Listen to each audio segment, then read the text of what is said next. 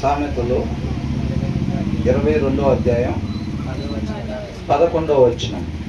హృదయ శుద్ధిని ప్రేమించుచు దయగల మాటలు పలుకువానికి రాజు స్నేహితుడగును.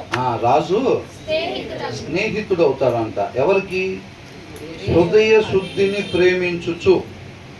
హృదయం ఎలా ఉండాలంట? శుద్ధిగా ఉండాలి. శుద్ధ కలిగిన హృదయం అంటే ఏంటి? ఉండకూడదు, దాంట్లో ఉండకుండా చక్కగా ఉండాల్సిందే దాంట్లో ఉండాలి. హృదయంలో ఏముండాలి? వాక్యం ఉండాలన్నమాట. అవునా? ఆ హృదయంలో, ఎవరి హృదయంలో అయితే చక్కగా దేవుని వాక్యం ఎల్లప్పుడూ ఉండిద్దో, అలాగా హృదయాన్ని ఎవరైతే ప్రేమిస్తారో, నా హృదయం అలాగ ఉండాలి, నా హృదయంలో ఎల్లప్పుడు కూడా సమృద్ధిగా దేవుని వాక్యం ఉండాలి అని ఎవరైతే కోరుకుంటారో వాళ్ళు ఏం మాట్లాడతారు? దయ కలిగిన మాటలు మాట్లాడతారు. వాళ్ళ నోట ఆ మాటలు ఎక్కడి నుంచి వచ్చినాయి? అసలు ఆ దయ కలిగిన మాటలు ఎక్కడి నుంచి వచ్చినాయి? ఆ దయ అనేది వాళ్ళ హృదయంలో ఉంది కాబట్టి ఆ హృదయంలో నుంచి ఆ మాటలు వచ్చినాయి అన్నమాట. నోట్లో నుంచి ఆ దయ కలిగిన మాటలు. హృదయంలో వాక్యం లేకపోతే ఆ మాటలు వస్తాయా? హృదయంలో ఏదైతే ఉంటుందో దాని ప్రకారంగానే మాట్లాడేవారుగా ఉంటారన్నమాట. కాబట్టి హృదయ శుద్ధిని ప్రేమించుచు దయగల మాటలు పలుకువానికి. హృదయంలో శుద్ధి లేకపోతే, పరిశుద్ధత లేకపోతే వాళ్ళకి ఏం మాటలు వస్తాయి? మూర్ఖపు మాటలు వస్తాయి, రాకూడని మాటలు వస్తాయి. అలా వచ్చే వాళ్ళకి రాజు ఎలా ఉంటాడు? శత్రువుగా ఉంటాడు అన్నమాట. ఏ రాజు? ఆ రాజు. అవునా? హృదయంలో, దీన్ని బట్టి ఏమర్థం అవుతుంది మనకి? హృదయంలో ఎవరికైతే దేవుని వాక్యం ఉండదో వారికి దేవుడు ఎలా ఉంటాడు? శత్రువుగా ఉంటాడు. శత్రువు అని అంటే ఆయన ఉండకూడని రీతిగా ఆయన ఉన్నాడు. ఎవరుంటారు? మనం ఉండకూడని రీతిగా మనం ఉన్నాం. మనిషి ఎలా ఉండాలంట? హృదయంలో ఎల్లప్పుడూ వాక్యం కలిగే ఉండాలి. మనిషి హృదయాన్ని బొమ్మ గీయాలని అంటే ఎలా గీయాలనుకున్నాం? వాక్యం కలిగిన హృదయం గీస్తేనే దట్ ఈస్ పర్ఫెక్ట్ హార్ట్. అవునా? వాక్యం లేకుండా జస్ట్ హృదయం బొమ్మ గీసారు అనుకోండి, తప్పు గీసినట్టు. అర్థమైందా? మీకు జస్ట్ అర్థం అవటం కోసం నేను చెప్తున్నాను. అర్థమవుతుందండి? కాబట్టి హృదయంలో, ఎవరి హృదయంలో దేవుని వాక్యము ఉండిద్దో వాళ్ళు దయగలిగిన మాటలు మాట్లాడతారు. అలాంటి హృదయం కలిగిన వాళ్ళకంట దేవుడు ఎలా ఉంటాడు? స్నేహితుడుగా ఉంటాడు. ఇప్పుడు ఒక అధికారి, ఒక ముఖ్యమంత్రి కావచ్చు, ప్రధానమంత్రి కావచ్చు, మనకి స్నేహితుడు అనుకోండి, ఎలా ఉంటుంది? మనం ఫోన్ చేస్తే ఎత్తుతాడు, మనం ఏదన్నా చెప్తే చేస్తాడు. ఇట్లా ఉందనుకోండి, అసలు మనకి ఎలా ఉండిద్ది? అవునా? ఈ లోక సంబంధంగా కొంత పరిధి మీద అధికారిగా ఉండే ఆయన మనకి స్నేహితుడిగా ఉంటేనే మనకు అంత ఫేవర్ జరిగేటప్పుడు, సర్వోన్నతుడు, సర్వ సృష్టికర్త ఆయన మనకి తోడుగా ఉంటే ఇంకెలా ఉంటుంది మనకి? ఇక మనకి ఎదురేమన్నా ఉందా? లేదు. అర్థమవుతుందా? కాబట్టి మనం అందరం ఈ వచనాన్ని బట్టి మనం ఎలా ఉండాలంట? హృదయం శుద్ధి కలిగి ఉండాలి. అంటే దేవుని వాక్యం ఎల్లప్పుడూ మన హృదయంలో ఉండాలి. చూడండి, దయచేసి ఇటు చూడండి. ఇప్పుడు పిల్లలు గాలిలో ఎగురుతూ ఉంటారా? లేకపోతే మౌన్ నడుస్తూ ఉంటారా? అంతే కదా, జనరలేగా. మరి ఏంటి వాళ్ళని చూస్తూ ఉండేది? అది చక్కగా మంచి ప్లేస్, మనం వాక్యం వింటూ ఉండాలి. పిల్లలు చక్కగా నడుచుకుంటూ ఉంటారు, తిరుగుతూ ఉంటారు, వాళ్ళ పనిలో వాళ్ళు ఉంటారు, మన పనిలో మనం ఉండాలి. అదే ఏంటి పిల్లలు నడుస్తున్నారు ఏంటి? పిల్లలందరూ గాలిలో తేలుతారు కదా అన్నట్టుగా ఒకరికి నలుగురు, ఇటువైపు నుంచి 2-3 కళ్ళు, ఇటువైపు నుంచి 2 కళ్ళు, ఏదో ప్రపంచం ఎంత జరుగుతున్నట్టుగా చూస్తూ ఉంటారు పొద్దాకలా. ఎవరు చూస్తారు? అట్లాంటి ఇంటెన్షన్ లేని వాళ్ళు చూస్తూ ఉంటారు. అర్థమవుతుందండి? ఇంటెన్షన్ లేని వాళ్ళు, ఆ ఆసక్తి లేని వాళ్ళు చూస్తూ ఉంటారు అన్నమాట. మనమైతే వచ్చేసాం, మన ప్లేస్లో మనం కూర్చున్నాం, మనకు రావాల్సిన పుణ్యం మనకి వచ్చేసిద్ది అని అనుకుంటారు. చూసారా? వాళ్ళు చూస్తూ ఉంటారు. దయచేసి అట్లా కాకుండా ఆ ఇంటెన్షన్ కలిగి, ఆ శ్రద్ధ కలిగి, శ్రద్ధ లేకుండా ఎన్ని అధ్యాయాలు జరిగినా ఉపయోగం ఏమీ లేదు. శ్రద్ధ లేకుండా ఎంతసేపు కూర్చున్నా సరే ఉపయోగం ఏమీ లేదు. అలా కాకుండా, కాబట్టి ఇక్కడ ఏమంటున్నారు? ఆయనగా తెలుసుకోవాలన్నమాట. ఏదో టక్ టక్ టక్ టక్ అని చెప్పి ఒక 7-8 వచనాలు చదువుకుంటే వెళ్ళిపోవటం కాదు, కానీ ఒక వచనం చదువుకున్నా సరే దాన్ని చక్కగా మనం హృదయం అనే పలక మీద రాసుకోవాలి, లేకపోతే అది మనకి జీవాన్ని తెచ్చేదిగా ఉండదు. కాబట్టి చూడండి, ఎవరి హృదయంలో దేవుని వాక్యం ఉండిద్దో ఆ వాక్యమైన దేవుడు ఎవరి హృదయంలో ఉంటారో ఆయనలో ఉండే లక్షణం ఏంటంటే ఆ లక్షణం దయగలిగిన మాటలు. ఆ దయ అనే లక్షణం వాక్యమై ఉన్న దేవుడి దగ్గర ఉండిద్ది. అలాంటి దయగలిగిన మాటలు మనం మాట్లాడాలి అని అంటే ఆ వాక్యమై ఉన్న దేవుడిని మనం హృదయంలో పెట్టుకోవాలి. ఎప్పుడెప్పుడు మనం పుట్టిన దగ్గర నుంచి చనిపోయిన దాకా ఇంచుమించుగా అందరం కూడా ఏదో ఒకటి మాట్లాడుతూనే ఉంటాం, అవునా?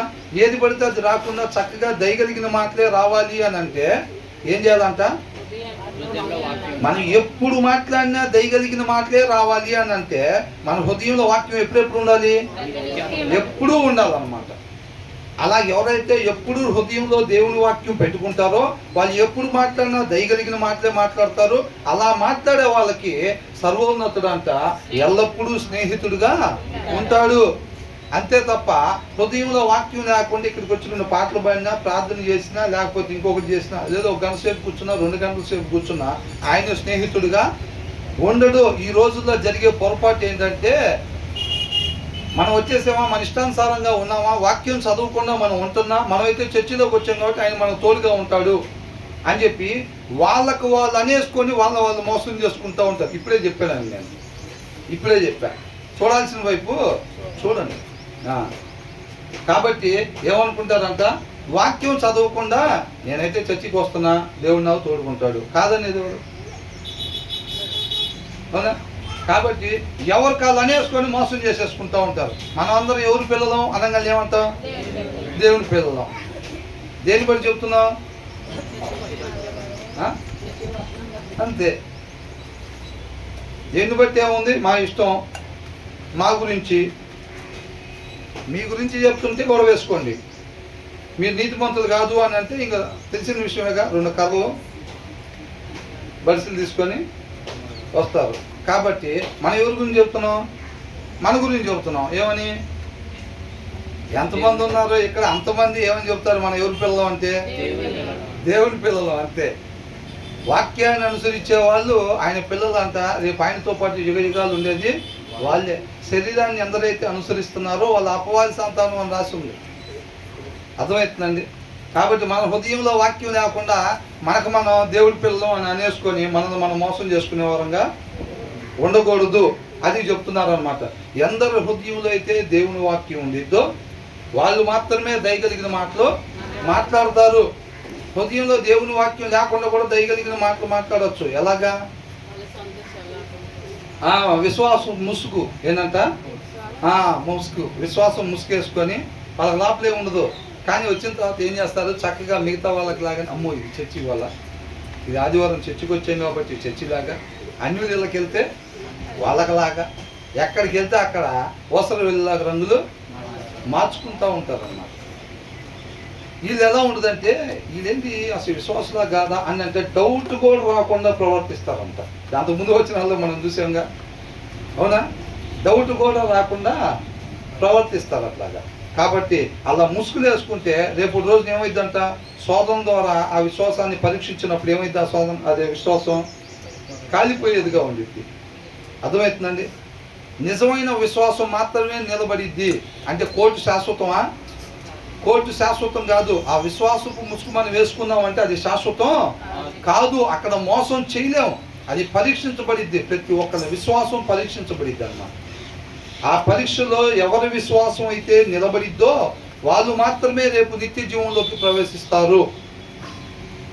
కాబట్టి మనల్ని మనం మోసం చేసుకోకుండా నిజమైన విశ్వాసాన్ని మనం కలిగి ఉండాలి.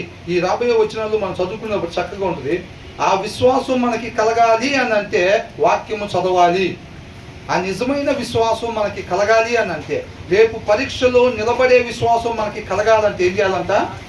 వాక్యము చదవటము ద్వారా రేపు జయించే విశ్వాసాన్ని మనం పొందుకుంటామని రాస్తుంది తర్వాత 2-3 వచ్చిన తర్వాత. అర్థమవుతుందండి? కాబట్టి ఫేక్ విశ్వాసాన్ని మనం పెట్టుకొని దేవుడు నాకు తోడుకున్నాడని ఎవరు కూడా వారిని మోసం చేసుకునే వాళ్ళగా ఉండకూడదు అన్నమాట. అది అర్థమవుతుందండి. అనేక మంది ఉంటున్నారు, చర్చిలు నిండిపోతున్నాయి, కానీ ప్రవర్తన చూస్తే వీళ్ళు అన్యులేమో అని అనుకుంటున్నారు. వాళ్ళు క్రైస్తవులు అయినప్పటికీ కూడా వాళ్ళ ప్రవర్తన చూస్తుంటే ఏమనుకుంటున్నారు, వాళ్ళు అన్నిలేమో అని అనుకుంటున్నారు. అలా ఉందన్నమాట. అంటే వాళ్ళ మాట, వాళ్ళ చూపు, వాళ్ళ ప్రవర్తన బయట సొసైటీలో అలాగా ఉంది. అవునండి. కాబట్టి అలా ఉండకుండా ఇక్కడ ఏమంటున్నారు, ఎవరి హృదయంలో సమృద్ధిగా దేవుని వాక్యం ఉండిద్దో వాళ్ళు మాత్రమే హృదయపూర్వకంగా దయగలిగిన మాటలు వాళ్ళు మాట్లాడతారు.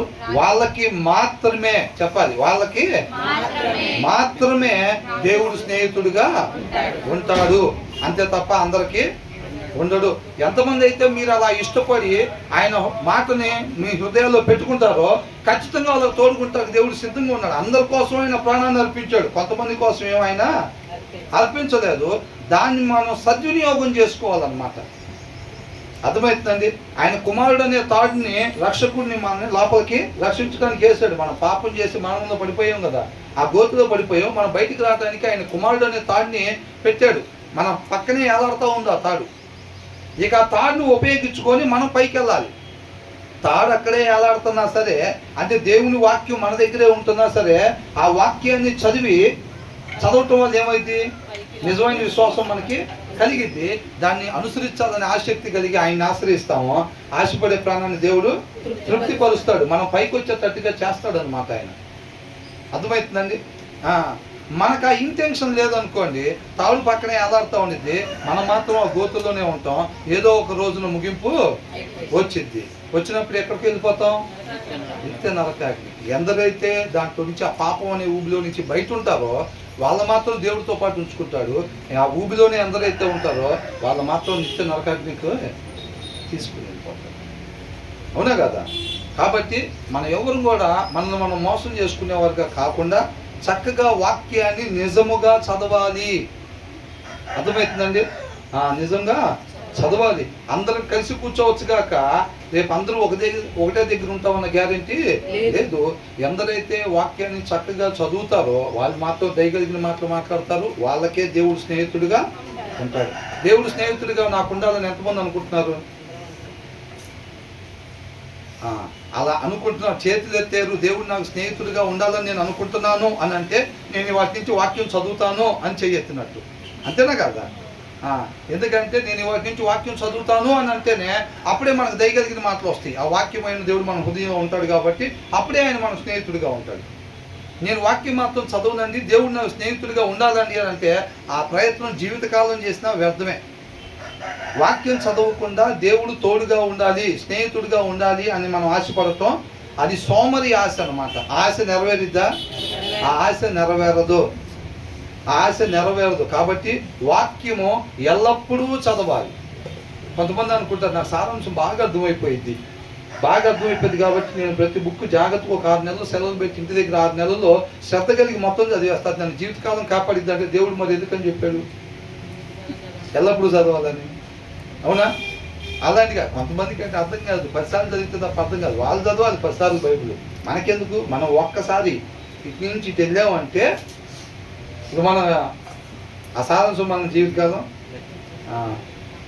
ఎల్లప్పుడూ కూడా చదువుతానే ఉండాలి. అదేనా? ఏమో కొత్తగా జన్మించిన శిశువు వలె నిర్మలమనే ఆ వాక్యం అనే పాల వల్ల మనం వృద్ధి చేయాలి. ఒక్కసారి పాలు దాపిచ్చేస్తే చాలా ఇక పర్వాలేదు, పిల్లలు చచ్చిపోయిన దాకాని అట్లాగే ఉన్నారు కదా.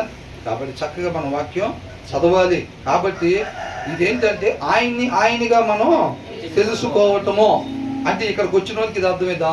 అంటే ఆయన లోపలికి వచ్చిన ప్రతి ఒక్కరికి ఆయన స్నేహితుడిగా ఉండడం అన్నమాట. ఎందరైతే ఆయన వాక్యాన్ని వాళ్ళ హృదయంలో పెట్టుకుంటారో వాళ్ళే దయగలిగిన మాటలు మాట్లాడగలుగుతారు. వాళ్ళకు మాత్రమే ఆయన స్నేహితుడిగా ఉంటాడు. ఆయన మన స్నేహితుడిగా కలిగి ఉండాలంటే మన వాక్యం చదవాల్సిందే, అంతే. పాస్టర్ గారు మనకు తెలిసినంత మాత్రాన సరిపోయిందా? పాస్టర్ గారు మనకు బాగా క్లోజ్ అనుకోండి, దేవుడు స్నేహితుడిగా ఉంటాడా మన వాక్యం చదవకపోయినా? లేదు. మనం ఫస్ట్ నుంచి వస్తుంటే చర్చికి ఫస్ట్ నుంచి వస్తున్నామండి, మేము వాక్యం చదవకపోయినా దేవుడు మన స్నేహితుడిగా ఉంటాడు. లేకపోతే పుట్టుకగా క్రిస్టియన్గా పుట్టుంటే మాకు రిజర్వేషన్ ఉంటుందండి, ఎస్సీ ఎస్టీ మాకు రిజర్వేషన్ ఉంటుంది, మేము బై బర్త్ క్రిస్టియన్స్, కన్వర్ట్ అయిన చదువుకోవాలి, మేము పెద్ద చదివేదేమీ ఉండదు, జాగ్రత్తగా కనపడకుండా. కాబట్టి ఏంటంట స్టార్టింగ్ క్రిస్టియన్స్గానే బై బర్త్ మనం క్రిస్టియన్స్గా ఉంటే అయినా సరే వాక్యము చదవాల్సిందే. నేను బాప్తిసం తీసుకొని ఇటు చూడండి, ఇటు చూడండి. నేను బాప్తిసం తీసుకొని ఇటు చూడమని చెప్తున్నా. బాప్తిసం తీసుకొని 10 సంవత్సరాలు అవుతుంది, 20 సంవత్సరాలు అవుతుంది అని అంటే మనం కూడా చదవాలా చదవకూడదా? కంపల్సరీగా చదవాల్సిందే. అర్థమవుతుందండి?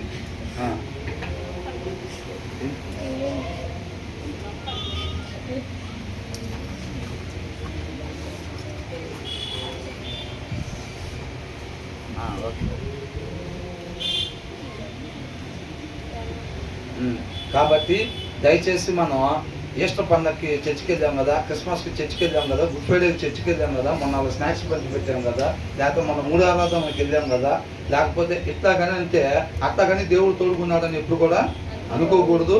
తన మాటని నేను ఆయన స్నేహితుడిగా కోరుకుంటున్నాను, ఆయన నా జీవితం మీద అధికారం అప్పగిస్తున్నాను అంటే దానికి క్రియ కనపడాలి. ఆ క్రియే ఆయన మాటను మనం హృదయంలో పెట్టుకోవటం. ప్రభువా, నా వల్ల ఈ యుద్ధం అయ్యేది కాదు, నువ్వే యుద్ధం చేసి నాకు జయాన్ని అప్పగించాలి అనేది నోటి మాట చెప్పటం కాదండి, క్రియ ఉండాలన్నమాట. ఆ క్రియ ఉండాలి అంటే మనం ఎప్పుడైతే ఆ అరగంట సేపు, ఆ గంట సేపు, ఆ 2 గంటల సేపు, ఆ 2 గంటల సేపు మనం కూర్చొని ఆయన మాటని చదువుతున్నప్పుడు దేవుడు దాన్ని ఏమని పరిగణ చూడండి. మనం చదువుతున్నప్పుడు దేవుడు దాన్ని ఎలా పరిగణలోకి తీసుకుంటాడు? అక్కడ అరగంట సేపు, గంట సేపు, 2 గంటల సేపు కూర్చొని చదువుతున్నాడు అని అంటే నీ మాట వల్లనే నేను బ్రతుకుతాను ప్రభువా అని క్రియ ద్వారా మనం దేవుడికి తెలియపరుస్తున్నట్టు.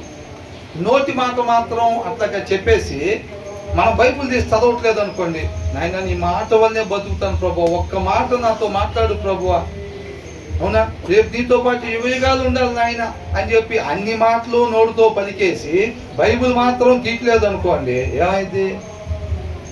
ఏమైంది? సోమరితనంగా ఉండిద్ది, సోమరి ఆశలాగా ఉండిద్ది అన్నమాట. అర్థమవుతుందండి? మనం వాక్యం తీసి చదవాలి.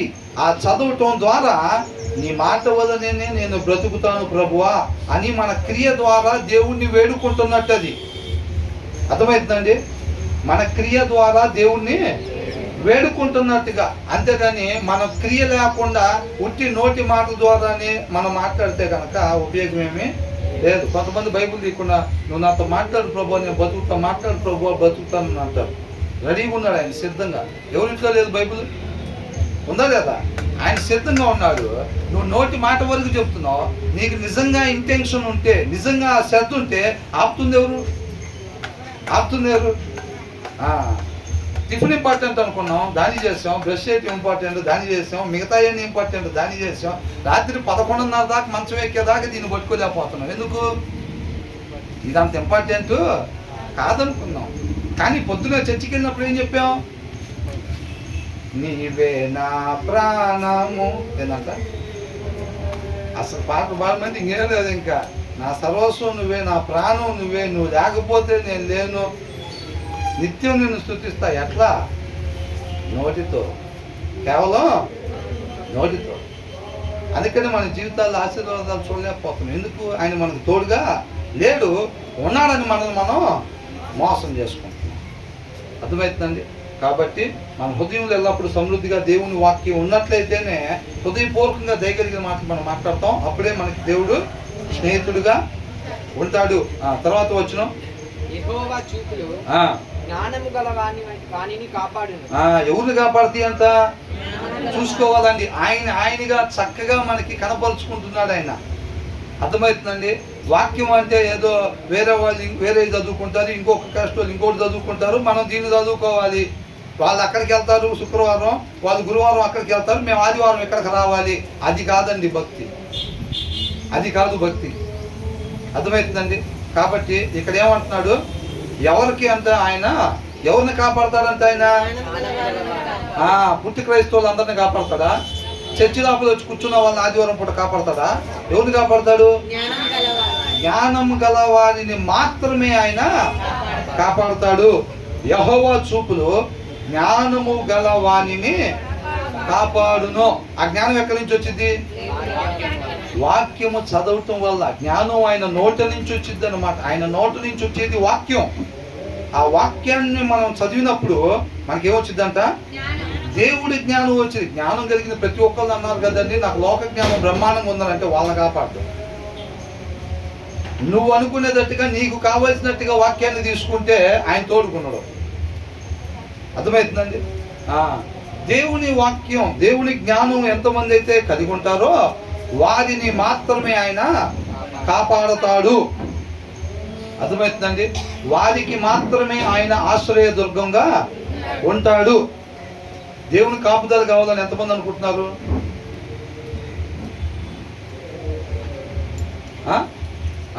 దేవుని కాపుదల మాకు కావాలి అని చెయ్యొత్తాము అని అంటే మనం ఏం చెప్తున్నట్టు అంటే ఇవాటి నుంచి మేము ఆయన జ్ఞానాన్ని కలిగి ఉంటాము అని. ఎందుకంటే ఆయన జ్ఞానాన్ని కలిగి ఉంటేనే ఆయన కాపుదల ఉండిద్దంట. ఆయన జ్ఞానాన్ని కలిగి ఉండాలంటే మరి ఏం చేయాలి? వాక్యము చదవాలి. అవునా? కాబట్టి ఎందరైతే నిజంగా ఆయన కాపుదల నాకు కావాలి, ఇందాకేమనుకున్నారు? ఇందాక వచనంలో ఆయన నాకు స్నేహితుడుగా ఉండాలి అని అనుకున్నారు. ఆయన నాకు స్నేహితుడిగా ఉండాలంటే నా హృదయంలో దేవుని వాక్యం ఉండాలి. అప్పుడే నా నోట దయగలిగిన మాటలు వస్తాయి. ఇప్పుడు దీంట్లో ఏమంటున్నాడు? ఆయన తోడుకు ఆయన నన్ను కాపాడాలి అని అంటే మనం ఎట్లా ఉండాలంట? ఆయన జ్ఞానం కలిగి ఉన్నట్లయితేనే ఆయన మనల్ని కాపాడుతాడు. మనం ఎవరైనప్పటికీ కూడా అండి, ఎవరైనా సరే ఆయన హృదయానుసారాన్ని, ఇప్పుడు దావీదైనా సరే ఆయన ఆజ్ఞలు ఆయన కట్టడలు గైకొనకపోతే దేవుడు తోడుకుంటాడా? కాపాడతాడా? పోయి ఆయన కుమారుణ్ణి లేకపోతే ఇంకొకరినైనా, మోషేనైనా, లేకపోతే ఎవరినైనా, అబ్రహామునైనా కాపాడతాడా? ఆయన దగ్గర పార్షాలిటీ ఉండదు. మనిషి ఉండాల్సిన రీతిగా ఉంటే వారికి దేవుడు ఎల్లప్పుడూ తోడుగా ఉంటాడు. మనిషి ఉండకూడని రీతిగా ఉన్నట్లయితే కనుక ఖచ్చితంగా వాళ్ళకి ఎదురుగా దేవుడు నిలబడతాడు. అర్థమవుతుందండి? కాబట్టి ఆయనగా మనం తెలుసుకోవాలి. దాన్ని జాగ్రత్తగా మనం వదిలేసేయండి. కాబట్టి ఇక్కడ ఏమంటున్నాడు? యెహోవా చూపులు జ్ఞానము గల వానిని కాపాడును, ఆయన వ్యర్థము చేయును. అంటే ఏంటంటే ఇక్కడ but he frustrates the words of the unfaithful అని అన్నాడు. విశ్వాసము లేని వారి ఫ్రస్ట్రేట్స్ అని అంటే ఈ ఆశ భంగము చేస్తాడు అని అంటున్నాడు. అర్థమవుతుందండి? ఎవరికి? విశ్వాసము లేని వారికి. విశ్వాసం ఏ విశ్వాసం? క్రియలతో కూడిన విశ్వాసము. అవునా? మనకి ఆయన ఎప్పుడైతే మన కోసం మరణించి చనిపోయి తిరిగి లేచారు కదా, దానివల్ల మనకి ఒక విశ్వాసానికి ఒక ఆధారం కలిగింది. అవునా కదా? మన నిరీక్షణ ఏంటి? చనిపోయి తిరిగి లేవాలి. అక్కడ కూర్చోండి సిస్టర్, అక్కడ జర్సన్ వెనకాల సిస్టర్ కూర్చోండి. కాబట్టి ఏంటంట? విశ్వాసఘాతకుల విశ్వాసం, నిజమైన విశ్వాసము కానీ లేకపోతే గనక వాళ్ళ ఆశనంతా దేవుడు ఏం చేస్తాడంట? భంగము చేస్తాడు అని అంటున్నాడు. అర్థమవుతుందండి? వాళ్ళ ఆశ జరుగుతాయా? అన్ఫెయిత్ఫుల్, విశ్వాసం లేని వాళ్ళు. విశ్వాసం లేని వాళ్ళు అంటే వాళ్ళ చూపు ఎక్కడ ఉంటుంది? ఈ లోకం మీద ఉండిద్ది. విశ్వాసం ఉన్న వాళ్ళ చూపు ఎక్కడ ఉంటుంది? మరణం తర్వాత ఉండే దాని మీద ఉండిద్ది వాళ్ళ చూపు. శాశ్వతమైన దాని మీద ఉండిద్ది వాళ్ళ చూపు. అవునా? అన్ఫెయిత్ఫుల్, విశ్వాసం లేని వాళ్ళ చూపు ఎక్కడ ఉండిద్ది? లోకం మీద ఉండిద్ది. కొంతకాలం ఉండిపోయే వాటి మీద ఉండిద్ది. వాటిని దేవుడు ఏం చేస్తాడంట? జరగకుండా చేస్తాడు అని అంటున్నాడు. అంటే ఈ మాట ద్వారా మనం ఎలా ఉండాలి?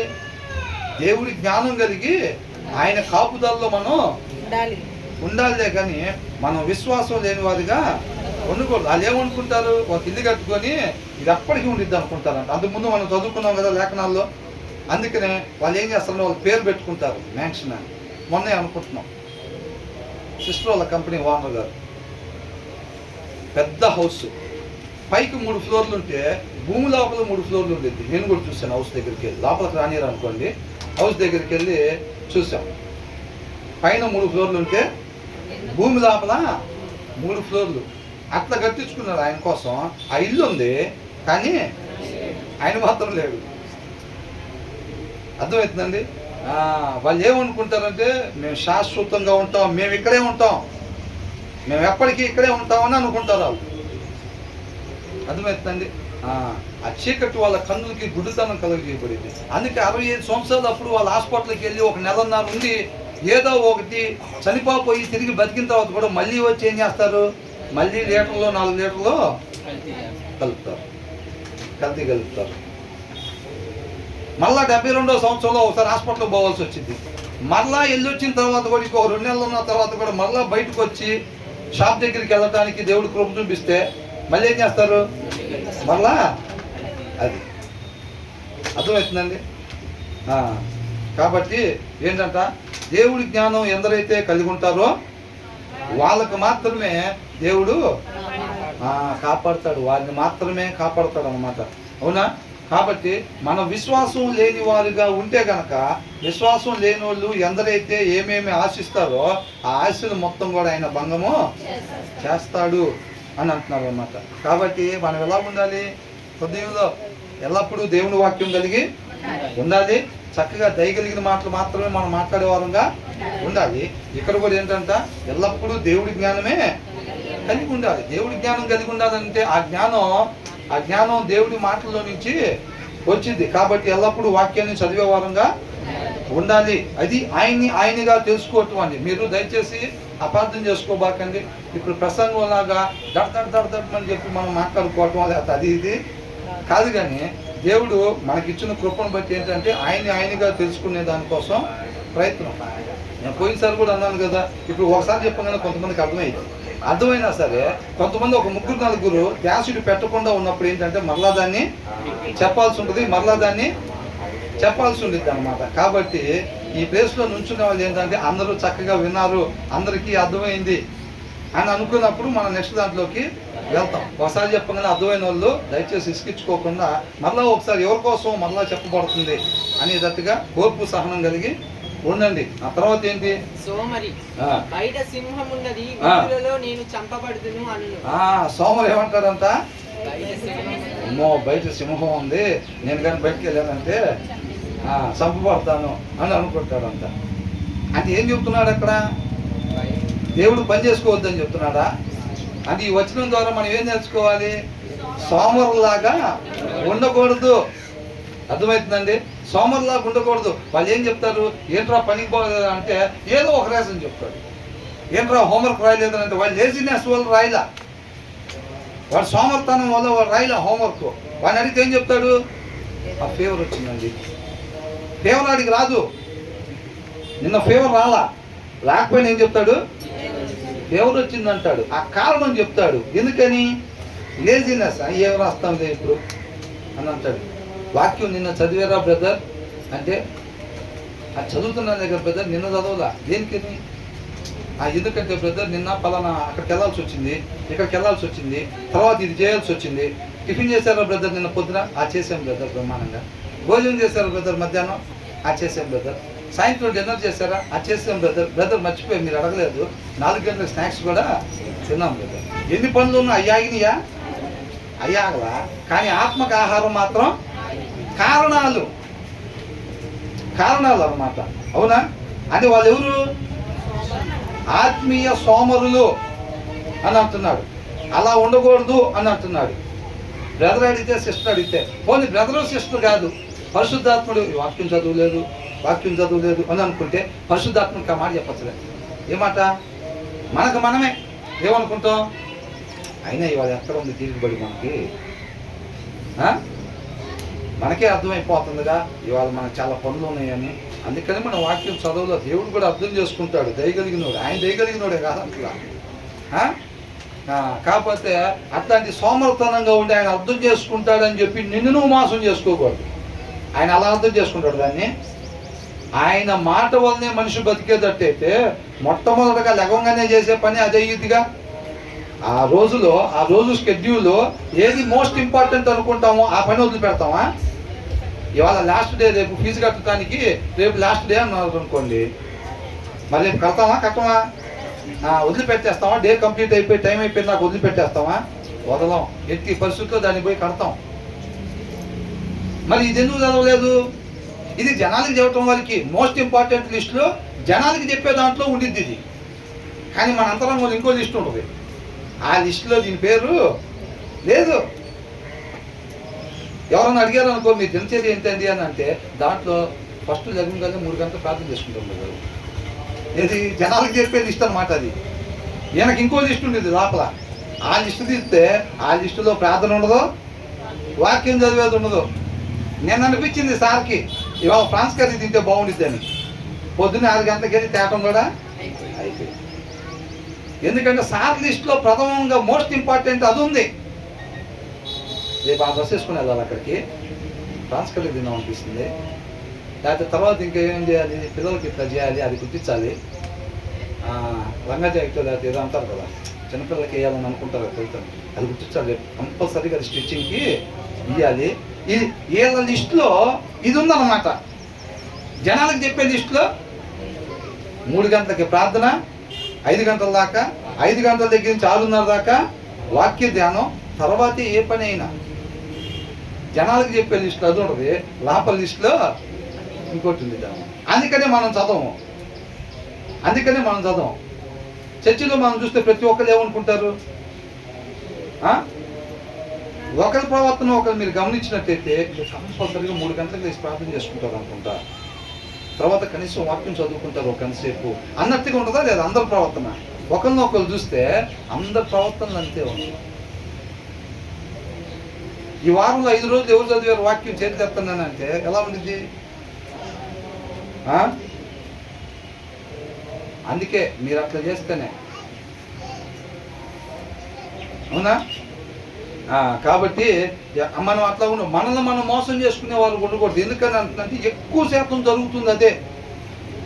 మనం నీతిమంతులం, రేపు రోజు మనం ఎత్తపడతాం, తెలిసిందేగా. ఎందుకని మనం ప్రతి వారం చర్చికి వెళ్తున్నాం కాబట్టి. చర్చికి వెళ్ళే వాళ్ళందరూ నిత్య జీవానికి వస్తారని రాస్తుందా? అట్లాగేమీ లేదు. కాబట్టి ఇక్కడ ఏమంటున్నారు, సోమరవాడు సాకులు చెప్తాడంట. ఏం చెప్తాడు? కాబట్టి ఇక్కడ మనకేమంటున్నారంటే పని చేసుకోమని వాక్యము చెప్తా ఉంది. ఇతరుల కోసం మన చేతులు కష్టపడాలని ఉంది. సోమరు ఏం చేస్తాడంటే ఆయన కోసం కూడా ఆయన కష్టపడ్డు. దాహం వేస్తున్నా సరే వెళ్ళి ఇప్పుడు అంత దూరంలో వాటర్ ఉన్నాయి అనుకోని, ఇంట్లో కిచెన్లో వాటర్ ఉన్నాయి, మరి చూడమ్మా, ఇప్పుడు కిచెన్లో వాటర్ ఉన్నాయి అనుకో, కిచెన్లో వాటర్ అవుతుంటే సార్ హాల్లో కానీ లేకపోతే బెడ్రూమ్లో కానీ కూర్చొని ఉంటే దాహం వేస్తున్నా సరే అట్లాగే ఉంటాడు తప్ప తర్వాత తెచ్చుకుందాం, అదే ఇప్పుడు ఎక్కడ కిచెన్ దాకా పోయి నీళ్ళు తెచ్చుకుంటాం మనం అని అనుకుంటాడు. అవసరమైతే అన్నం కూడా తింటాం ఆలస్యంగా, ఎప్పుడో 3 గంటలకు తింటాడు. ఎందుకని? ఆకలి 1 గంట దగ్గర నుంచి వస్తుంది. కాకపోతే సార్కి ఏంటి, ఇప్పుడు కిచెన్లోకి పోయి మనం అన్నం వేసుకొని కూర వేసుకొని వాటర్ తెచ్చుకొని క్రమంగా పోయి ఒక దగ్గర కూర్చోడు. అంత పని మనం చేయలేం. ఏంటంట అంత పని మనం తింటాంలే అని చెప్పి ఈ బంగారపు శరీరానికి ఎప్పుడైతే నష్టం కలిగేటట్టుకుందో అప్పుడు ఓపిక చేసుకొని లెగిసి వెళ్ళి గిన్నెలు అన్నం వేసుకొచ్చు.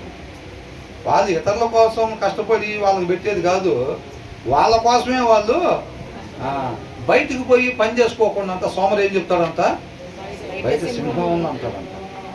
బయట ఏముందంట? ఎందుకు చదవలేదు బ్రదర్ అంటే అప్పుడు చెప్తాడు డిమార్ట్ లిస్టు. ఎక్కడ బ్రదర్? పొద్దున్న ఇంటి పక్కన వాళ్ళు పడిపోతే వాళ్ళని హాస్పిటల్ కాడ జాయిన్ చేసి వచ్చా, ఇంటి వెనకాల వాళ్ళకి ఇట్లా ఉందంటే వాళ్ళకి ఇట్లా చేశా, అది అట్లా చేశా, ఇది ఎట్లా చేశా, 2.5 గంటలు టీవీ చూసా బ్రదర్ అని చెప్తారా? అది చెప్పరు. ఈ లిస్టు జనాలకు చెప్పే లిస్టు ఒకటి తీస్తారు బయటికి. అట్లనమాట. మనం అలా సోమరులాగా మనం సాకులు చెప్పేవారుగా రేపు నష్టపోయేవారుగా కాకుండా ఎలా ఉండాలంట? చురుగ్గా. దేవుడి శరీరం ఎందుకు ఇచ్చాడు? పని చేసుకోవటానికి ఇచ్చాడు. ఆయన చిత్తానుసారం ఉండటానికి. కంప్యూటర్ దేనికి ఇస్తారండి? ఇప్పుడు సాఫ్ట్వేర్ ఉద్యోగం ఇచ్చారు, కంప్యూటర్ ఇచ్చారు, యూట్యూబ్ చూసుకోవటానికి ఇస్తారా? మరి దేనికి ఇస్తారు? వర్క్ చేయడానికి ఇస్తారు. ఈ శరీరం దేనికి ఇచ్చాడు? ఉపయోగించాల్సిన దానికోసం ఉపయోగించాలి. దాని కొరకు మాత్రమే నా శరీరం ఉపయోగించాలి ప్రభువా అని ఆ ఇంటెన్షన్, మన ఆ శ్రద్ధ మన హృదయంలో ఉంటే ఆయన ఆశ్రయిస్తాము. ఆయన కృపతో మనల్ని దాని కొరకు మాత్రమే ఆ శరీరం ఉపయోగపడేటట్టుగా చేస్తాడు. లేకపోతే ఏమీ లేకపోయినా దాన్ని 2 సార్లు సబ్బేసి రుద్ది దాన్ని మళ్ళీ ఆ క్రీమ్ రాసి ఆ క్రీమ్ పైన ఇంకో పౌడర్ రాసి అట్టు చేసి ఒకటేసారి ఫ్యాన్ కింద ఉంటారు. ఇంకా పని మొత్తం మానేసి ఏం చేస్తారు? దాన్ని జాగ్రత్తగా చూసుకుంటారు అన్నమాట. జాగ్రత్తగా చూసుకొని ఎక్కడ తీసుకెళ్తారు? పురుగులకి అప్పచెప్తారు చక్కగా. ఏంటంట? పురుగులకి అప్పచెప్తారు. లేక్చర్ మనం తీసుకునేది. ఇక్కడ పనులు మాత్రం లేదు. రేపు రోజున తీర్పు దినాన నిలబడినప్పుడు ఏమైంది? సార్లో ఫెయిర్నెస్ తప్ప ఇంకేమీ లేదు. అవునా కదా? కాబట్టి సార్ని ఎక్కడికి పంపిస్తారు? మంటల్లోకి పంపిస్తారు. ఇక్కడ ఒకసారి పురుగుల దగ్గరికి, రేపు అక్కడ మంటల్లోకి ఆ శరీరం వెళ్ళింది. కాబట్టి దీన్ని ఉపయోగించాల్సిన రీతిగానే మనం ఉపయోగించే వారంగా ఉండాలి. కష్టపడి మనం పనిచేసే వారంగా ఉండాలి. ఇతరుల కొరకు మన చేతులు కష్టపడేవిగా ఉండాలన్నమాట. అర్థమవుతుందండి? కాబట్టి సోమరులుగా ఉండకూడదు. దయచేసి చురుకుతనం కలిగి మనం ఉండాలి. ఆ చురుకుతనం కలిగి ఉండాలంటే తినాల్సినంత వరకే తినాలి. అర్థమవుతుందండి? ఆత్మీయంగా మన శరీరం అడ్డం పడకుండా ఉండాలంటే మనం ఏం చేయాలంట? దానికి ఆహారం ఎంతవరకు పెట్టాలో అంతవరకే పెట్టాలి. అప్పుడు మీ ఆత్మీయతకు అది ఎక్కడ కూడా అడ్డము పడదు. చర్చికి వెళ్ళాలి, గబగబా 2 ప్లేట్లు వేసుకొని తినేసి వచ్చామనుకోండి, ఇక్కడ ఒక క్యాసెట్ నడుస్తూ ఉంది, వాళ్ళ లోపల ఇంకొక క్యాసెట్ నడుస్తూ ఉంది, ఇంకొక క్యాసెట్ నడుస్తూ ఉంది. వాళ్ళు ఎట్టేటో ఇక్కడ ఉండి కాశ్మీర్లో తిరుగుతూ ఉంటారు. కాశ్మీర్లో తిరుగుతూ ఉంటారు, కమ్మ నిద్రపోయి ఇంటి అట్లా వెళ్ళిపోయి ఛార్జీ డబ్బులు లేకుండా మొత్తం తిరిగేసి వస్తారు. అవునా? ఇప్పుడు చర్చికి వెళ్ళాలి, కొంతసేపు అక్కడ కూర్చోవాలి. 1 గంట, గంటన్నర, మనం 2 గంటల సేపు కూర్చోవాలి. అక్కడ కూర్చోటానికి శరీరం సహకరించాలా లేదా? మరి దానికి ఎంతవరకు తినాలో అంతవరకే తినాలి. లేదా ఇల్లు వచ్చిన తర్వాత తినాలైతే ఒకవేళ ఆహారం ముందు చర్చికి వెళ్ళి వచ్చిన తర్వాత ఆహారం తినేవారం ఉండాలి తప్ప మనం అక్కడ ముందే తినేసేసి పొయ్యి అక్కడ కూర్చుంటే మొత్తం తిరిగిపోతామంటే మనం ఏం చెప్తాం? తప్పేవురిది? మందే. కాబట్టి చక్కగా ఆహారం తీసుకోవాల్సినంత వరకే తీసుకోవాలి. ఏ సమయంలో తీసుకోవాలి? ఇప్పుడు మనం ప్రేయర్ చేసుకోవడానికి వెళ్తున్నాము, అక్కడ చక్కగా ఏకాగ్రత కలిగి కొంతసేపు ప్రార్థన చెయ్యాలి. అందరం కలిసి చక్కగా బుధవారం వచ్చి చైన్ ప్రేయర్లో చేస్తున్నారు కదా అందరి గురించి. కాబట్టి అలా చెయ్యాలి అని అంటే మన శరీరం సహకరించేటట్టుగా చూసుకోవాల్సిన బాధ్యత మనకి ఉంది. పలానా దాని నిమిత్తం ప్రార్థన చేసుకుందాం అనగానే చక్కగా గురకబెట్టి నిద్రపోయి ఆమె అనగానే లేచేటట్టుగా కొంచెం ప్రాక్టీస్ చేశారనుకోండి, బాగా ఆమె అన్న తర్వాత కూడా నిద్రపోతే జనాలకు డౌట్ వచ్చింది. కాబట్టి దాని మీద బాగా ప్రాక్టీస్ చేస్తే ఏమైందని అంటే ప్రార్థన అనగానే చక్కగా నిద్రపోవచ్చు, ఆమె అనగానే నిద్ర లేకపోవచ్చు. అది కానీ ఎక్సర్సైజ్ చేసామనుకోండి మంచిగా, ఇక మనకి తిరిగే లేదు. అవునా? అలా కాకుండా చక్కగా ఏకాగ్రత కలిగి మనం ప్రార్థించేవారుగా ఉండాలి. అట్లా సోమరులాగా మనం ఉండకూడదు. 11వ వచనంలో ఏంటంట? హృదయంలో సమృద్ధిగా దేవుని వాక్యం కలిగి దయగలిగిన మాటలు మాత్రమే మనం మాట్లాడేవారుగా ఉండాలి. అలా ఉంటేనే దేవుడు మనకి స్నేహితుడిగా ఉంటాడు. 12వ వచనంలో దేవుడి జ్ఞానం అండి, దయచేసి దాన్ని మెన్షన్ చేసుకోండి. దేవుడి జ్ఞానం కలిగి ఉంటే కనుక ఆయన ఎల్లప్పుడూ మనకి కాపాడేవాడిగా ఉంటాడు. విశ్వాసం లేకుండా ఉన్నట్లయితే మన ఆశని ఆయన భంగము చేసేవాడు ఉంటాడు. కాబట్టి 13వ వచనంలో ఏం చూసాం? సోమరితనంగా ఉండకూడదు. 11లోనే ఎల్లప్పుడూ దయగలిగిన మాటలే మాట్లాడాలి. 2వ దాంట్లో దేవుడి జ్ఞానం మాత్రమే కలిగి ఉండాలి. 3వది సోమరిగా మనం ఎప్పుడు కూడా ఉండకూడదు. తర్వాత 14వ వచనంలో ఏముంది? లోతైన గొయ్యి యెహోవా శాపమునందినవాడు దానిలో పడును అని అంటున్నాడు. ఎవరు పడతారంట దాంట్లో? కొంతమంది మాత్రమే పడతారంట. కొంతమంది మాత్రమే ఆ లోయలో పడతారంట, ఆ గొయ్యిలో పడతారంట. అంటే గొయ్యి అంటే ఏంటి? వేశ్య నోరు, వ్యభిచారము. అది స్త్రీ అయినా కానీ పురుషుడైనా కానీ. ఇక్కడ the mouth of and adulterous woman అని రాశారు కదండి. జెంట్స్కి ఏం ప్రాబ్లం లేదు కదా దానివల్ల, అట్లా ఏమీ లేదండి. వ్యభిచారము, భర్తను వదిలిపెట్టి భార్య వేరే రకంగా ఉన్నా, భార్యను వదిలిపెట్టి భర్త వేరే రకంగా ఉన్నా సరే, అలాగా ఎవరైతే ఉంటారో వాళ్ళ నోరు ఏంటంట? ప్రతి ఒక్కళ్ళు మనిషి ఉండాల్సిన విధానం ఏంటంట? నీతిమంతులుగా ఉండాలి. వాళ్ళ నోర్లు ఎలా ఉండాలంట? మరణపు గొయ్యిల్లాగా ఉండాలా, లేకపోతే జీవపు ఓటల్లాగా ఉండాలా? జీవపు ఓటల్లాగా బ్రతికించేదిగా ఉండాలి. కానీ గొయ్యిలో పెడితే బతుకుతారా, చచ్చిపోతారా? చచ్చిపోతారు. ఆ వేశ్య వ్యభిచారం ఎవరైతే చేస్తారో అది స్త్రీ అయినా కానీ పురుషుడైనా కానీ వాళ్ళు ఎదుటి వారికి జీవాన్ని ఇచ్చేవారుగా కాకుండా వాళ్ళని మరణానికి గురి చేసే గొయ్యిల్లాగా ఉంటే వాళ్ళ మాటలో. అర్థమవుతుందా? అంటే వాళ్ళు ఆ తలంపులు హృదయంలో వాక్యం లేనివాడికి ఏం చేసిందంటే శరీరం ప్రేరేపించింది. అవునా? కాబట్టి వాళ్ళు ఎలా మాట్లాడతారు? వేరే వాళ్ళని వశపరుచుకోవాలి, మార్గం తొలగిపోయిన వాళ్ళు ఎలా మాట్లాడతారు? వాళ్ళ మాటలు తీయగా ఉండేటట్టుగా మాట్లాడతారు. అర్థమవుతుందండి? వీళ్ళ హృదయంలో ఎవరు పడతారంట ఆ గోతిలో? సరే వాళ్ళు మాట్లాడతారు, ఓకే, వాళ్ళు ఆల్రెడీ దారి తప్పిపోయారు, వాళ్ళు వ్యభిచారం చేసే వాళ్ళు ఉన్నారు కాబట్టి వాళ్ళు ఎదుటి వాళ్ళని అట్రాక్ట్ చేసే మాటలో మాట్లాడుతున్నారు, రేపు వాళ్ళకి నిత్య నరకం తప్పదు. కానీ ఆ గొయ్యిలో ఎవరు పడతారు? వాళ్ళందరికీ ప్రయత్నం చేస్తారు. ఇప్పుడు ఫర్ ఎగ్జాంపుల్ అంటే వేరే రకంగా అనుకోబాలని సారాంశం అర్థం కోసం చెప్తున్నా. ఇప్పుడు కొన్ని ఏరియాలు ఉంటాయి కదా, అట్లా వ్యభిచారం చేసే ఏరియాలు ఉంటాయి కదా, ఆ ఏరియాలో వాళ్ళు ఏం చేస్తారు? గుమ్మాల దగ్గర నిలబడి దారిని పోయే వాళ్ళని పిలుస్తారు వాళ్ళు. అవునా? దారిని పోయే వాళ్ళు పిలిచినప్పుడు ప్రతి ఒక్కరు పోతారా? కానీ కొంతమంది పోయి వెళ్ళిపోతారు. ఎవరు వెళ్తారంట? అది కూడా రాసుకున్న తర్వాత దాంట్లో యెహోవా శాపము నొందినవాడు. ఆయన కోపానికి గురైన వాళ్ళు, a man who is under the lord's wrath falls on it into it అని ఉంది. అర్థమవుతుందండి? లార్డ్స్ యాంగ్రీ అని ఉంది. అవునా? కాబట్టి దేవుని కోపము, ఆయన ఎంతమంది అయితే ఆయన కోపపరుస్తారో వాళ్ళు మాత్రం ఆ గొయ్యిలో పడతారమ్మా. ఆయన ఎప్పుడు కోపడతాడు? ఎవరు జీవిత విధానాన్ని బట్టి ఆయన కోపడతాడు? ఉండకూడని రీతిగా ఏ మనిషి అయితే ఉంటున్నాడో, అంటే వాక్యానుసారంగా ఎవరైతే ఉండట్లేదో వారిని బట్టి దేవుడికి కోపము వచ్చింది. 11వ కీర్తనలో కూడా ఏం చూసాం? దావీదును పారిపోమని చెప్తే ఏం చెప్పాడు? నేనెందుకు పారిపోవాలి? నేను వాక్యానుసారం ఉంటున్నాను, ఆయన మాట ప్రకారంగా నేను ఉంటున్నాను, ఆయన ఫేవర్ నాకు తోడుగా ఉండింది. ఎందరైతే ఆయన మాట ప్రకారంగా ఉండరో, అంటే వాక్యానుసారంగా ఉండరో, వాళ్ళ మీద ఆయన కోప్పడేవాడికి ఉంటాడు, వాళ్ళ మీద ఆయన కోపము వచ్చింది, ఉగ్రత వచ్చింది అని అంటున్నాడు. అవునా?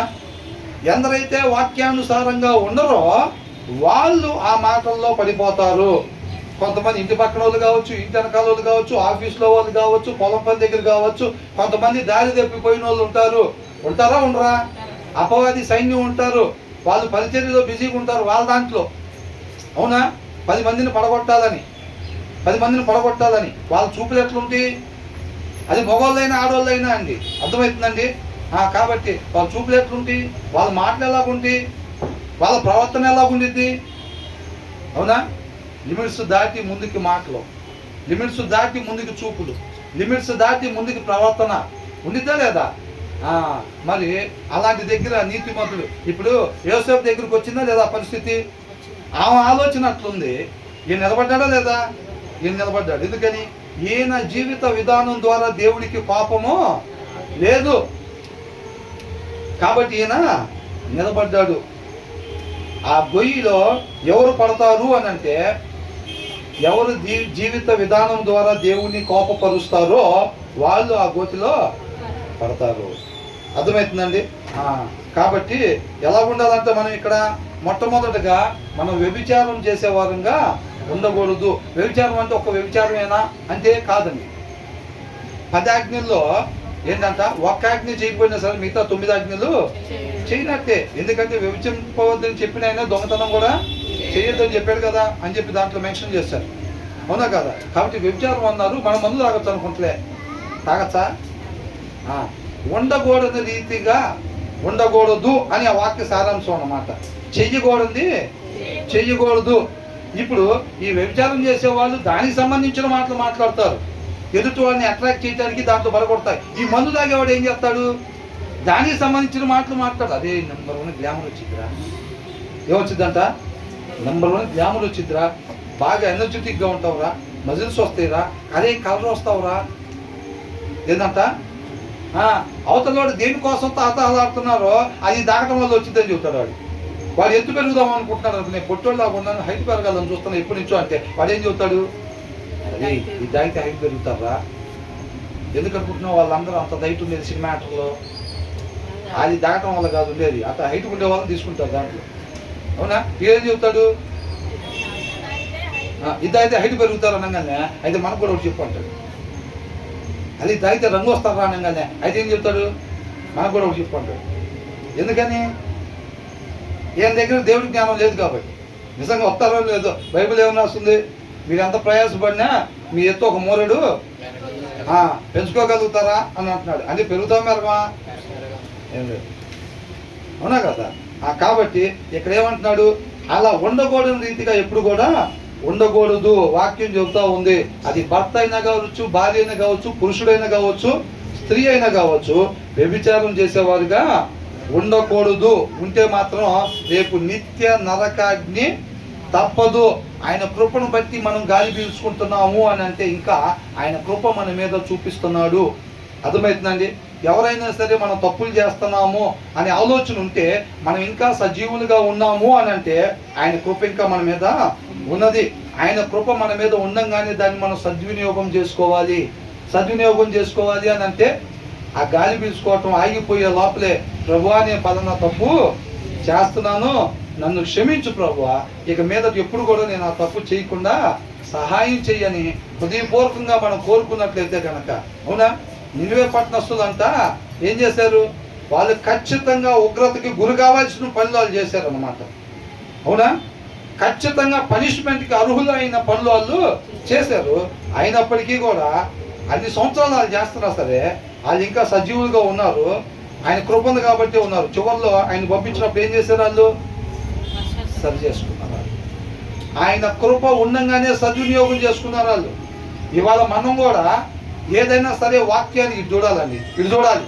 ఇక్కడ కూర్చుంటే ఉపయోగం ఏమి లేదు, హృదయం మీద రాసుకోకపోతే ఉపయోగం ఏమీ లేదు. కాబట్టి డిస్టర్బెన్స్ కాబట్టి ఎందరైతే మనం సరి చేసుకోవటానికి ఇష్టపడి వాక్యానికి విరుద్ధంగా ఏదైనా మన జీవితంలో ఉన్నది అని వాక్యం అనే అర్థంలో ఆయన కృపను బట్టి మనకు చూపిస్తే కనుక మనం ఇంకా సజీవులుగా ఉన్నామనంటే ఆయన కృప ఇంకా మన మీద ఉంది. కాబట్టి నేడే రక్షణ దినమని వాక్యం చెప్తుంది. కాబట్టి ఇప్పుడే సబ్మిట్ చేసుకొని దాన్ని విడిచిపెట్టడానికి ఇష్టపడితే కనుక ఎంత ఘోర పాపినైనా సరే ఆయన క్షమించడానికి సిద్ధంగా ఉన్నాడు. మరణ శిక్ష ఆల్రెడీ విధించబడింది శిలువ మీద దొంగకి, అయినా సరే ఇంకా ప్రాణం పోలేదు కదా. కాబట్టి ఆ టైంలో ఆయన కృపను సద్వినియోగం చేసుకున్నాడు. అంటే మేము కూడా లాస్ట్లో ప్రాణం పోయేటప్పుడు ఇక ఎక్కువలు వచ్చి లాస్ట్లో గాలిని పెడతాం కదండి, అప్పుడు ప్రభు అనేక తప్పులు చేస్తున్నాను క్షమించిన ఆయన అని అంటారా? అందరికి అలాంటి అవకాశం ఉంటుందా? నోరు తెరవటానికి అవకాశం లేకుండా ప్రాణం పోయే పరిస్థితులు కూడా ఉంటాయి. అర్థమవుతుందండి? ఆయన మోసం చేయలేం, ఆయన మోసం చేయలేం. నీకు నాకు ఒకవేళ అలాంటి ఆలోచన ఉన్నట్లయితే కనుక మాట కూడా రాకుండానే ఒకవేళ పొద్దున్నే లెగిస్తే అనారోగ్యం వచ్చి ప్రాణం పోయేటట్టుకుండా అంటే అప్పుడు ఒప్పుకుందాం అనుకోవచ్చేమో. తెల్లారకు ముందు నిద్రలో పోతే మనం ఏం చేస్తాం? నిద్రలో పోతే ఏం చేస్తాం? చచ్చిపోయే ముందు ఒప్పుకుంటుందే సిలువ మీద దొంగలాగా అని చెప్పి మనం సౌలు తెలివితేటలు దేవుడి దగ్గర చూపించడానికి ప్రయత్నం చేస్తే సౌలు లాగా నష్టపోయేవారుగా ఉంటాము.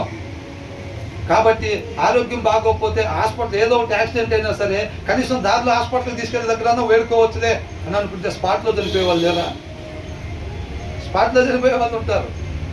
ఆ తెలివితేటల దగ్గర పనిచేస్తే దేవుడి దగ్గర ఆయన కృపను బట్టి ఎంతో కాలం ఆయన ఇచ్చే సమయం ఎవరు కూడా ఇవ్వలేరు. ఆయన తగిన సమయం ఇచ్చి ఆయన పాపాలను ఇంకా పరిపూర్ణం అంతే సంపూర్ణమైంది అనుకున్నప్పుడు ఏం చేస్తాడు దేవుడు? అందరితో ఎందు పెడతాడు. నీ తెలివితేటలతో దాంట్లో నుంచి బయటపడటానికి అవకాశం ఉండదు. అది ఏ మనిషి వలన కాదు. ఆయన ఒక్కసారి క్లోజింగ్ పెట్టేటప్పటికే జడ్జిమెంట్ అయిపోయింది. జడ్జిమెంట్ నువ్వు అటో ఇటో నీకు ఇవ్వాల్సినంత సమయం ఇచ్చేసాడు, ఇక క్లోజింగ్ పడింది అని అంటే ఆయన దగ్గర జడ్జిమెంట్ అయిపోయింది. కాబట్టి దాని నుంచి మనం తప్పించుకోలేం. కాబట్టి మనిషి తెలివితేటలు దాని దగ్గర ఉపయోగించే ప్రయత్నం మనం చేయకూడదు. ఇంకా సజీవులుగా ఉండగానే ఆయన ఏదైతే సరి చేసుకోవాల్సింది ఆయన కృపను బట్టి చూపిస్తున్నారు. ఆయన అన్యాయస్తుడు కాదండి. ఆ వాక్యం మన అర్థంలో మనం ఏది సరి చేసుకోవాలో దాన్ని చూపించకుండా ఆయన తీర్పు తీర్చడు. ఖచ్చితంగా నువ్వు నేను ఎక్కడున్నా సరి చేసుకోవాల్సింది మనకు ఆయన మాట అనే అర్థంలో చూపించి అనేక సార్లు ఆ దినాల్లో పెద్దల కాడే ఆయన ప్రవక్తలను పంపించి ఎలాగైతే తెలియపరిచాడో అనేక సార్లు నీతో మాట్లాడతాడు, సరి చేసుకున్నాడు. అంతగా ప్రేమించేవాడు, ఆయన అంత ప్రేమించేవాడు మనం ఎవరు లేరు. కాబట్టి అన్ని సార్లు సమయం ఇచ్చిన తర్వాత అయినా సరే మనం సరి చేసుకోకపోతే ఇక ముగింపు వచ్చేసింది. మనం లోపడిన దానివల్లే మనం నిత్య నరకానికి తప్ప దేవుడు నన్ను ఇటుపడేశాడు నిన్ను అటుపడేశాడు రా అట్లాగేమీ ఉండదు. మనం చేసే దానివల్లే రేపు దినాన మనం ఉండే ప్రదేశం కూడా మనం చక్కగా మనిషి ఉండాల్సిన రీతిగా ఉంటే, అంటే వాక్యానుసారంగా ఉంటే రేపు మనిషి ఉండాల్సిన ప్లేస్ ఎక్కడ? తండ్రితో పాటు ఉండాలి మనిషి. అవునా? చక్కగా తండ్రితో పాటు ఉండాల్సిన ప్లేస్లో యుగాలు ఉంటాడు. మనం ఇక్కడ ఉండకూడని రీతిగా ఉంటే రేపు మనిషి ఉండకూడని ప్లేస్లో ఉంటాడంతే. అది కేవలం మనం చేసుకున్న దాన్ని బట్టే తప్ప ఆయన ఏమి పార్షియాలిటీ చూపించింది కాదు. అవునండి? కాబట్టి మనం ఉండకూడని రీతిగా వేశ్యలుగా మనం ఉండకూడదు. ఆ వేశ్య వల్ల ఏమైందండి? తన వ్యభిచారం చేయటం వల్ల తనకి నష్టం వచ్చింది. తను రేపు నిత్య నరకానికి పోయేవాడిగా ఉంటాడు. ఎట్ ద సేమ్ టైం అనేక మందిని ఆ వ్యభిచారంలోకి దింపి గుమ్మాల కాడ నిలబడి వాళ్ళని పిలిచి, మగవాళ్ళైనా ఆడవాళ్ళైనా కొంతమంది ఆఫీసులకు పోయి డ్యూటీలు కానీ పోయి డ్యూటీ మీద ధ్యాస ఉండదు, ఈ పనుల్లో ఉంటారు. పక్కన ఉన్న పటా ఇచ్చే పని, ఆ పని, ఈ పని. వాళ్ళు ఆల్రెడీ దారి తొలగిపోయారు, రేపు నిత్య నరకానికి పోయేవాళ్ళు. వాళ్ళు అనేక మందిని కూడా వాళ్ళతో పాటు తీసుకెళ్తానికి ఉంటారు. కాబట్టి మనం ఏం చేయాలి? చక్కగా హృదయంలో దేవుని వాక్యం ఎల్లప్పుడూ ఉన్నట్లయితే కనుక పక్కన వాళ్ళు ఎలాంటి ఆలోచనలతో ఉన్నా మనం మాత్రం మన రక్షణ యేసుపోలే కాపాడుకోగలిగే వారంగా ఉంటామో అలా కాపాడుకోవాలని చెప్తున్నారు. అవునా? వాక్యం ఏం చెప్తుంది? ఈ లోకంలో మనం ఉన్నాం కాబట్టి ఇటు నీతిమంతులు, అటు నీతిమంతులు, వెనకాల నీతిమంతులు మనకి ఉండరు. ఆయన కృపను బట్టి మనం ముందే మెంటల్గా ప్రిపేర్ చేస్తున్నాడు. ఈ పక్కన ఉండే వాళ్ళు ఒక రకంగా, ఈ పక్కన ఉండే వాళ్ళు ఒక రకంగా లోక సంబంధంగా ఉంటారు. అయినా సరే మన రక్షణ మనం అంతం వరకు కాపాడుకునే వారంగా ఉండాలి. అది ఆయన దేవుడికి విరోధంగా ఉండి, అంటే దేవుడికి వేరుగా ఉండి మనం ఏమి మన రక్షణని కాపాడుకోలేము. ఆయన యుద్ధం చేస్తేనే మనకి జయం వచ్చింది. కాబట్టి ఆయన మాత్రం చక్కగా మన హృదయం ఎల్లప్పుడూ పెట్టుకునే వారంగా ఉండాలి. యుద్ధం ఆయనే చేసి జయాన్ని మనకి అప్పగిస్తాడు. దేవుడికి మహిమ కలుగును గాక.